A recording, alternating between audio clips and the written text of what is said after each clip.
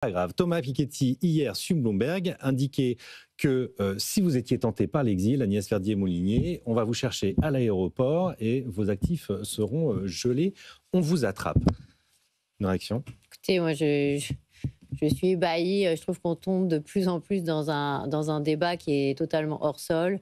C'est-à-dire, en gros, expropriation. C'est ça ? C'est-à-dire, vous voulez quitter la France, on vous prend vos biens. Vous n'avez pas d'argent pour payer votre impôt. Ah bah vous n'avez qu'à donner les actions de votre entreprise à l'État. Mais en fait, on est où là ? Enfin, il y a quand même un fondamental, c'est la propriété, c'est... Mais on l'a oublié tout ça, Agnès Verdier-Molinier. Une fenêtre d'Overton qui s'est ouverte sur l'injustice fiscale. Oui, mais elle est demandée par 86% des Français. On en avait déjà parlé autour de ce plateau, sur deux fondamentaux qui ne sont pas exacts. C'est-à-dire voilà, on a sorti une étude à la Fondation IFRAP qui donne bien tous les chiffres sur la fiscalité des plus riches, alors des hauts revenus, des entrepreneurs, comme on veut les appeler. Et on explique que c'est un mirage de milliards de recettes qui en fait n'existent pas, parce qu'on est déjà dans des niveaux de taxation qui sont extrêmement élevés pour les plus aisés. Et que tout ce qui se raconte sur le fait qu'il y aurait les Français qui payent en moyenne 50% d'impôts et les plus riches qui paieraient que 27% d'impôts, tout ça, on en avait déjà parlé d'ailleurs, ça ne repose quasiment sur rien. La réalité, c'est plutôt l'inverse. C'est qu'en comptant les impôts directs et les cotisations sociales, c'est 28% en moyenne payés par les Français, oui, les ménages français en général, oui, et c'est plus de 55% d'impôts payés par les plus aisés. Donc là, il y a quelque chose qui a déraillé dans le débat public. Par ailleurs, il y a un deuxième élément qui me paraît très important, c'est le classement de Challenge, dont on n'arrête pas d'expliquer... Les 500 premières fortunes de France. Oui, on n'arrête pas d'expliquer que dans les années 90, ça représentait 6% du PIB, que maintenant c'est 42% du PIB. C'était d'ailleurs le lancement du dernier numéro de Challenge sur le sujet. Mais là aussi, j'ai un problème à soulever sur ces comparaisons. D'abord, on compare du flux et du stock. Et puis ensuite, il y a un autre aspect. Beaucoup de ceux qui sont listés dans cette liste ne sont pas en France, n'ont pas leurs activités en France. Oui. Et sur les 170 milliardaires qui sont listés, combien sont résidents fiscaux aujourd'hui en France ? Combien on a fait fuir ? Est-ce qu'on ne peut pas faire une enquête là-dessus dans Challenge plutôt que de finalement alimenter sur tous les plateaux, parce que c'est ça qui a été cité par Thomas Piketty, oui, par Gabriel Zucman. Absolument. C'est ces deux sujets qui ont été cités comme les fondamentaux de leur proposition de taxe. Donc, est-ce qu'on pourrait à un moment aller chercher la véritable information ? Combien sont vraiment en France ? Quelles activités sont en France ? Et là, on verra le truc se dégonfler totalement et on se dira, ah zut, en fait, on n'a pas assez d'activités entrepreneuriales dans notre pays. Je crois que le message est passé à la rédaction de Challenge. On a retrouvé le son de Thomas Piketty pour ceux qui seraient tentés par l'exil fiscal, ces milliardaires qui sont partis. On l'écoute. Vous savez, ce n'est pas comme si ces gens n'avaient aucune relation avec la France. Ils ont plein de connexions avec la France. Ils possèdent généralement des immeubles là-bas, ils ont de la famille là-bas. Donc si vous ne payez pas, vous vous mettez dans la même position que n'importe qui décide de ne pas payer ses impôts. Vos avoirs peuvent être gelés. Vous pouvez être arrêté à l'aéroport. C'est la vie des gens normaux. Les gens normaux ne peuvent pas décider de ne payer que les 3/4 de la taxe qu'ils sont censés payer. Ils ne peuvent pas s'en dispenser. Vous aimeriez bien le faire, j'aimerais bien, tout le monde aimerait bien le faire. C'est une mystification, là, de Thomas Piketty. On est dans ce que décrivait Agnès un instant, c'est-à-dire que là, on a besoin de reposer le débat sur la table.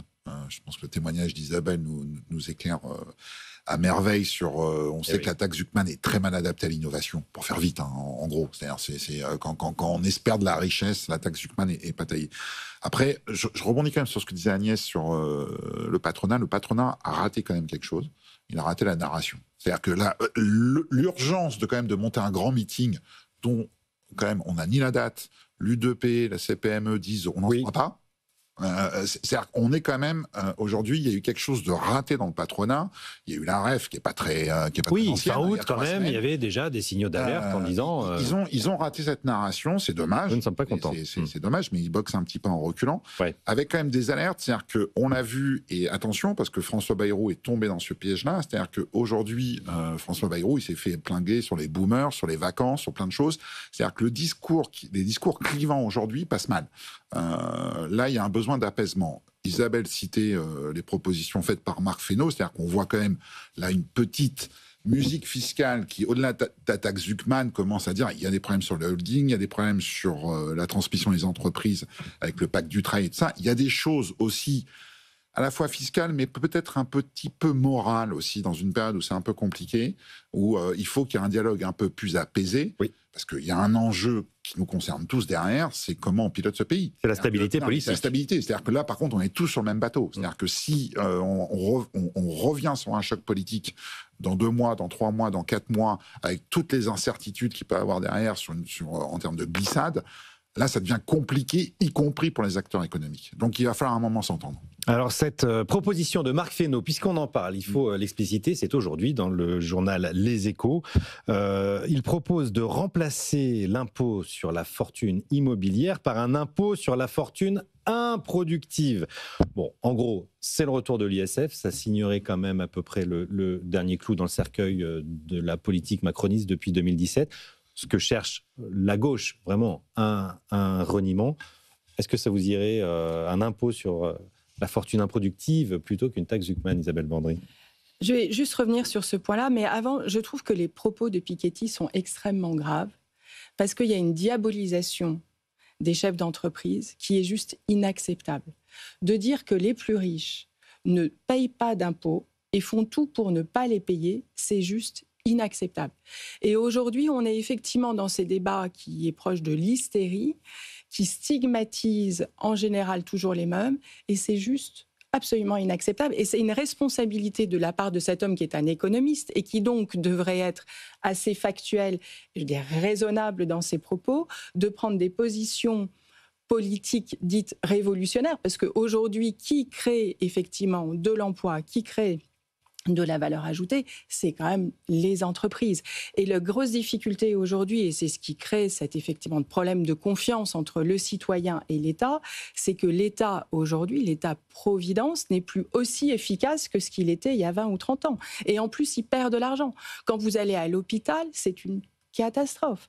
Donc vous avez ce rôle de l'État qui doit participer à l'équilibre de l'économie, en l'échange de l'impôt, ce qui est logique, qui n'est plus réel, qui n'est plus efficace. Et donc, ça met les positions, les uns et les autres, dans une position d'hystérisation qui n'est pas acceptable. Donc, c'est pour ça que des propos comme ça sont graves et ne devraient pas être promulgués. Et un économiste ne devrait pas dire ça. Ne devrait pas dire ça. Et c'est très important qu'effectivement, les chefs d'entreprise prennent la parole.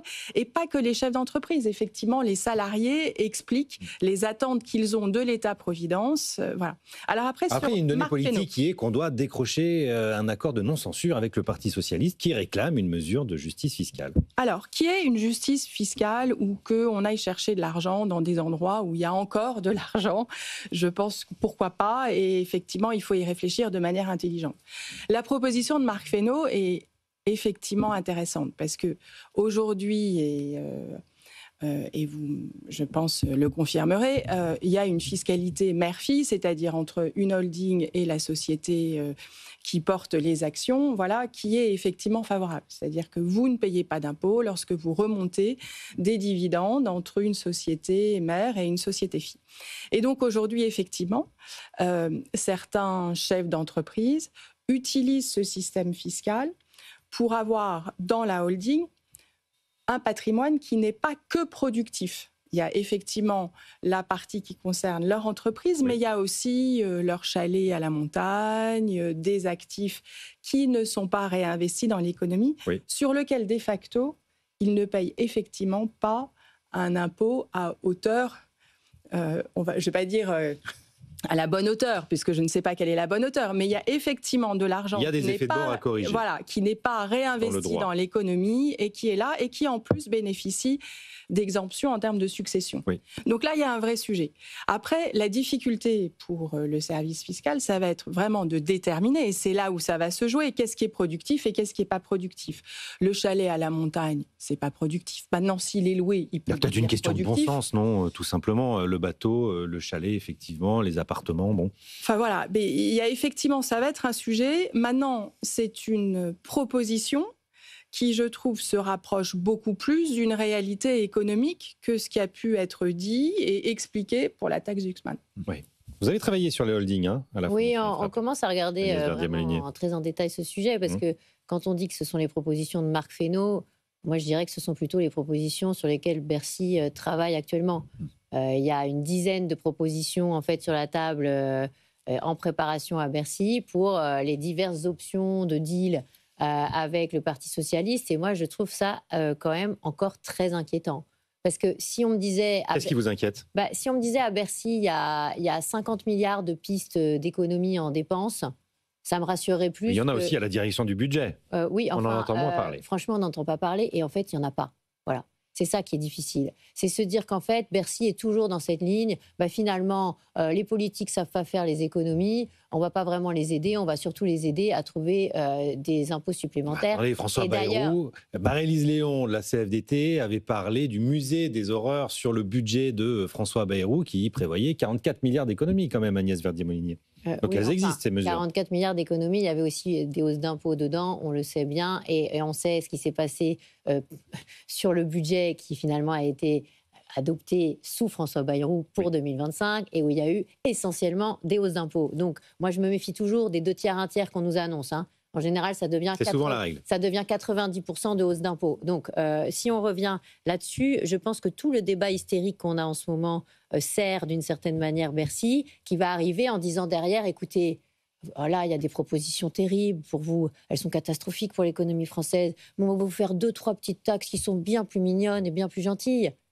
Mais je trouve qu'il ne faut pas accepter ça. Et sur la question des holdings, en fait, on assiste à quoi ? Là encore, on est dans la logique de dire « Ah oui, mais alors il y a des histoires de holding qu'on peut se transmettre de génération en génération. C'est catastrophique. » Mais attendez, moi j'ai regardé la trésorerie des entreprises françaises par rapport aux autres entreprises européennes. En pourcentage de la valeur ajoutée, on est plutôt dans le niveau inférieur. On n'a pas des trésoreries énormes, y compris ce qui est dans les holdings. J'ai regardé ce qui était dans les holdings en comptabilité nationale avec mon équipe.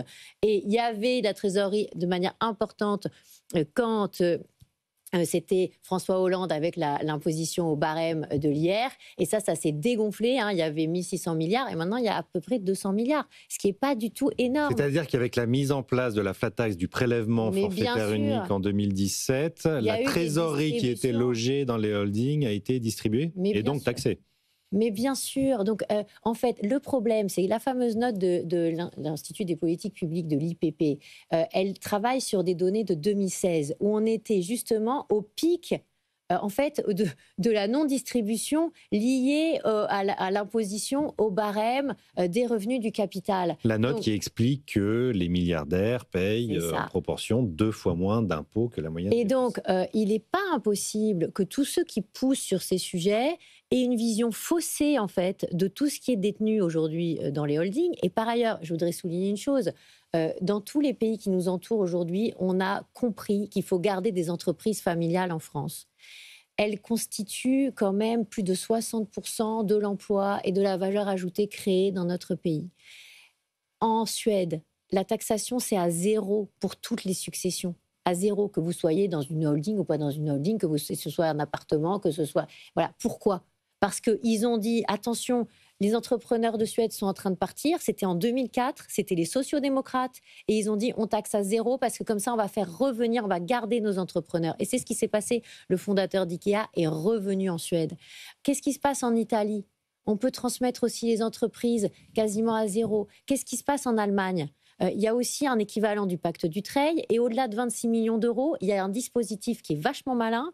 On dit, on fait un test de besoin, c'est-à-dire que si vous avez, par exemple, ce qu'évoquait Isabelle tout à l'heure, une entreprise qui est hyper valorisée, à transmettre, mais que vous avez finalement un petit patrimoine personnel, voire un très petit patrimoine personnel, eh bien, il y a une exonération qui se met en place parce que, en fait, on favorise dans ces pays-là la transmission de l'entreprise et on n'est pas en train de se dire « Attends, mais qu'est-ce qu'il y a, en fait, dans son patrimoine, etc. etc. » Tout ça, en fait...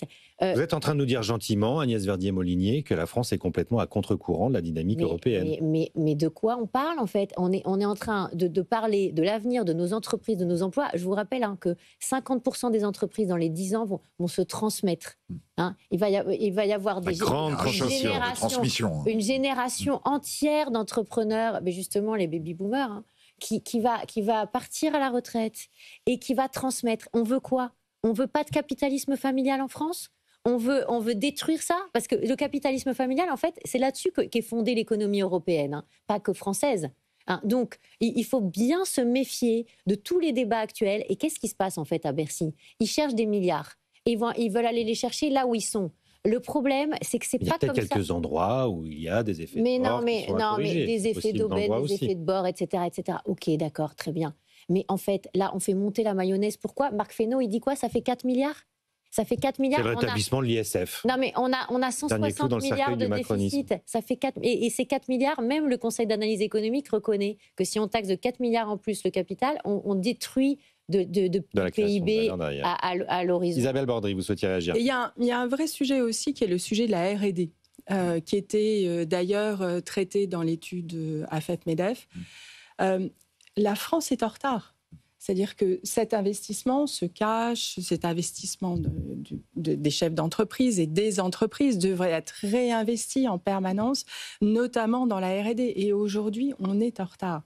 Et on est en retard par rapport à tous les autres pays européens.